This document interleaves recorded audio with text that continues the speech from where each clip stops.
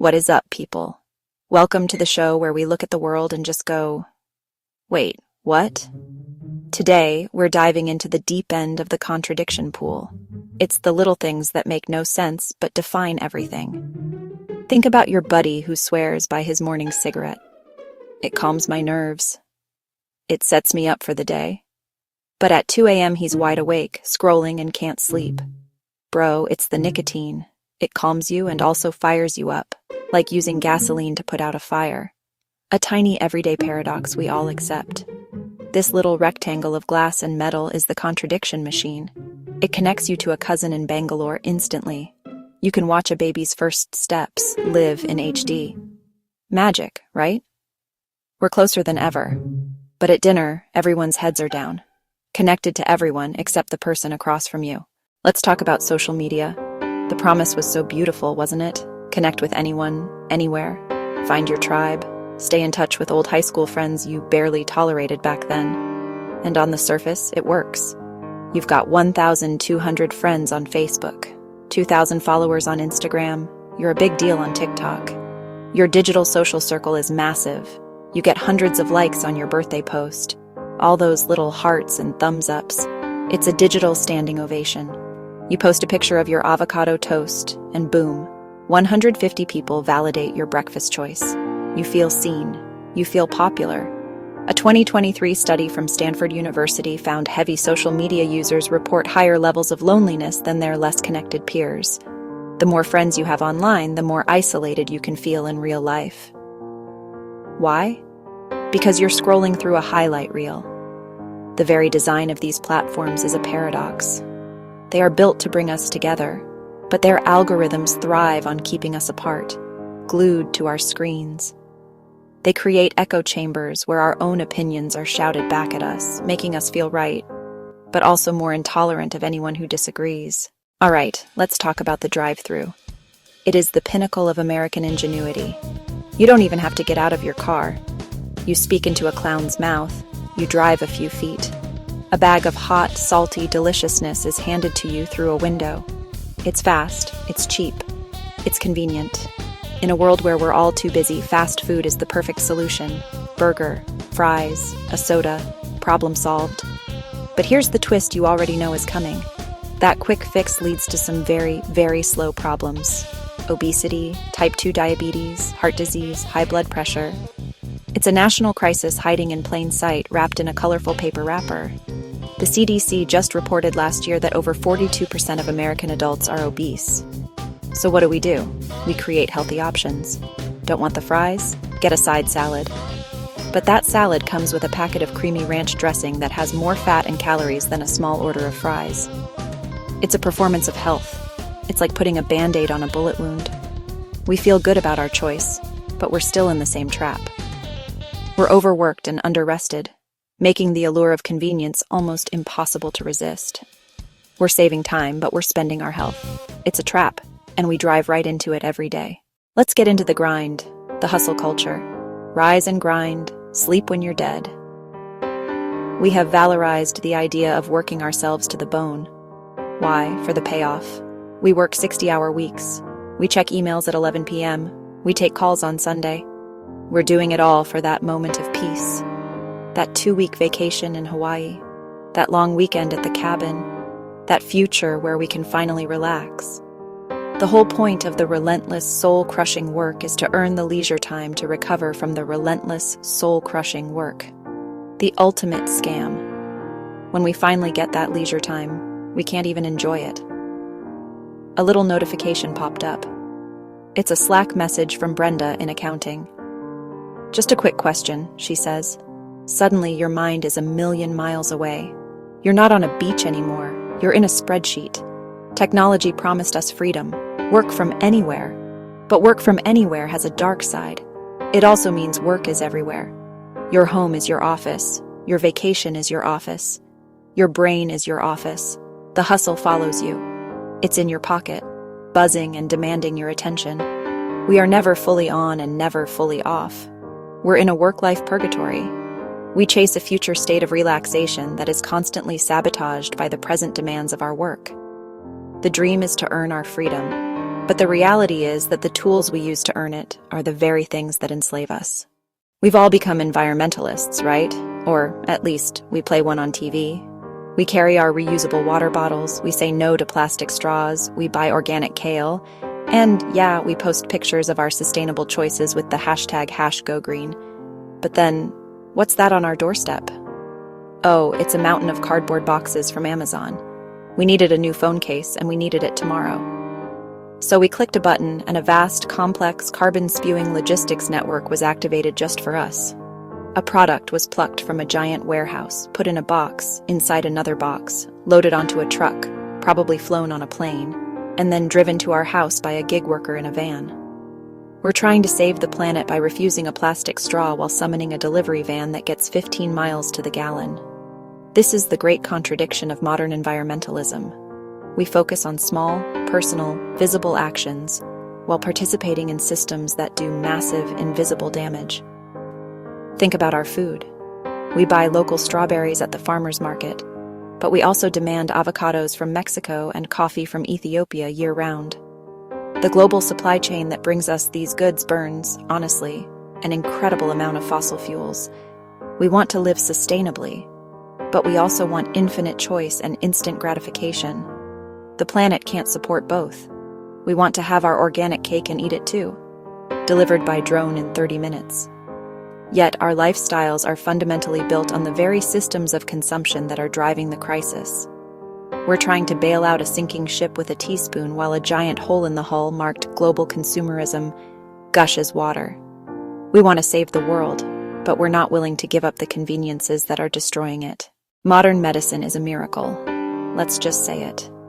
Vaccines have wiped out diseases that plagued humanity for centuries. Surgeries can repair a broken heart. Treatments can turn a cancer diagnosis from death sentence to manageable. If you get sick in 2025, you have a better chance of survival and recovery than ever before. Pill for high blood pressure. Pill for high cholesterol. Pill for anxiety. Pill for depression. Pill for indigestion. For every ill, there is a pill. We've become masters of reactive healthcare. But here's the paradox. We've become incredible at treating sickness, yet worse at cultivating wellness. One of the most medically advanced societies, and also one of the sickest. Chronic, lifestyle-related diseases are skyrocketing. Not unavoidable genetics. Problems from what we eat, how much we move, and how we manage stress. The solution should be lifestyle change, but that's hard. It takes time and effort. Easier option, a prescription. The pill doesn't cure the underlying problem, it just manages the symptom. It lets you continue the same lifestyle that caused the problem. Patching the leak instead of fixing the pipe. Meditating our way around fundamental change. We rely on medical interventions to save us from our habits. We are living longer, but spending more years in chronic illness propped up by a daily cocktail. Result, over-medicated and under-healthy. The paradox, our miracle cures may be preventing us from seeking true health. We eat fast food because there's a cholesterol pill. We handle stress poorly because there's an anxiety pill. We've outsourced responsibility to the medical industrial complex. The result? Living longer but spending more years in illness. The paradox stands. Welcome to the information age. You have, in your pocket, a device that gives you access to the entirety of human knowledge. Instantly, for free. You can learn about quantum physics, the Ottoman Empire, how to bake a sourdough loaf, all while waiting in line for coffee. We are the most informed generation to ever walk the earth. More data, more facts, more articles, more videos, more perspectives, more than a 17th century king could have ever dreamed of. We should be geniuses. We should be enlightened. And yet, are we? The paradox of the information age is that having access to all the information has not necessarily made us wiser. We're drowning in a sea of content. It's a 24/7 fire hose of news alerts, hot takes, viral videos, conspiracy theories. We don't have time to read a whole article, so we just read the headline. We don't have time to check sources, so we just share what feels right. We know a little bit about a lot of things, but we don't have a deep understanding of anything. This overload has a dangerous side effect. It makes us incredibly vulnerable to misinformation. When you're overwhelmed, you look for shortcuts. And the algorithm is happy to give them to you. It learns what you want to believe and feeds you confirmation. So instead of using this incredible tool to broaden our horizons, we use it to build taller walls around our existing beliefs. The result is a world where two people can look at the same event and come away with two completely opposite sets of facts. We have more information, but less shared reality. We can win a trivia night, but we can't have a productive conversation with someone who disagrees with us. Our attention spans have been shattered into a million tiny pieces. We mistake the ability to recall a factoid from Google for actual intelligence. The very tool that promised to make us smarter is, in many ways, eroding our ability to think critically. In an age of infinite information, wisdom has never been more scarce. Let's step into the political arena. It's a funhouse, isn't it? Every politician from every party stands at a podium and says the same thing. I want to bring this country together. They sell us a vision of a harmonious nation where we all hold hands. We're tired of the fighting, the anger, the constant conflict. We crave unity. But how do they try to achieve this supposed unity? By telling us who the enemy is. The strategy is based on division. It's about uniting us against them. They label, they point. They are ruining the country. They are immoral. They are unpatriotic. They are just plain stupid. Find a boogeyman, point a finger, and then rally your side in righteous anger. Their path to unity is paved with fear, resentment, name-calling. The rhetoric of unity becomes a tool of division. The more they say, bring us together, the more they tear us apart. Every election cycle, the rhetoric escalates. Disagreement on policy isn't enough. Now the other side is an existential threat. This isn't a debate, it's a holy war. No room for compromise, no room for empathy. We retreat into political tribes where we feel safe. Our hatred for the other side grows. The very politicians promising to heal the country are profiting from its divisions. A scared, angry base is a motivated base. The ultimate contradiction. The loudest calls for unity are what ensure we never achieve it. So here we are. We're lonely because of our social networks. We're unhealthy because of our convenient food. We're exhausted from working for a leisure we can't enjoy. We're environmentally destructive in our quest to be green. We're medicated but not well.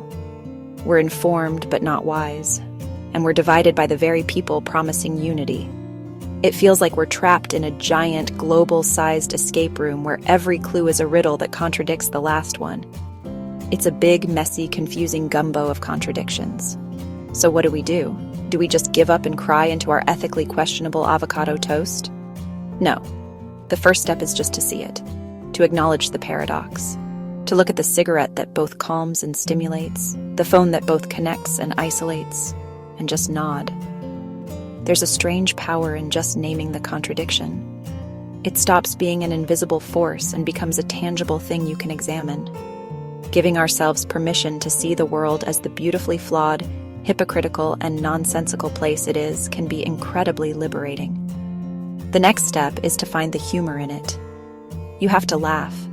You have to laugh at the fact that you spent 20 minutes looking for your phone using the flashlight on your phone.